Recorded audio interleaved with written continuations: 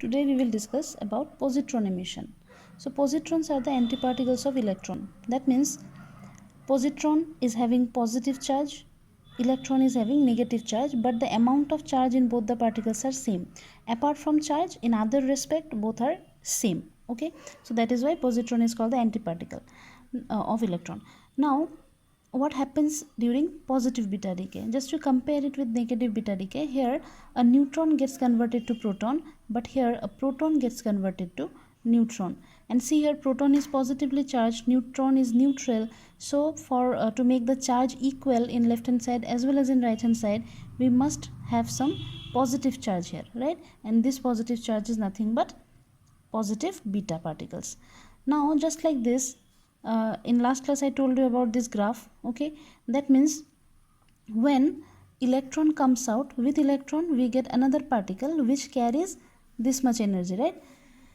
So what we call this particle, we call it antineutrino. Similarly here also, just for this graph only, we can say that this positron will not come out alone, but with positron it will have some other particles also.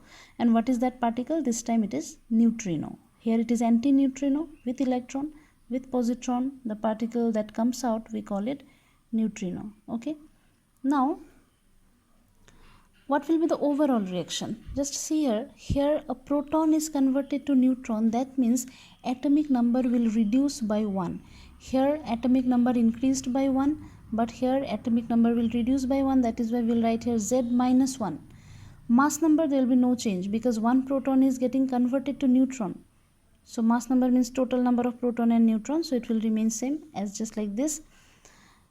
With that, here we have to put 1 plus 1, just like we gave here minus 1, to make the total number Z only.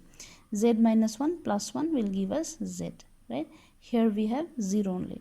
And with this, another particle, that is the neutrino, will come out. So what is neutrino? It is also a chargeless particle. Its mass is also negligible, just like antineutrino. And it is the antiparticle of antineutrino. Now antiparticle means their spin is different.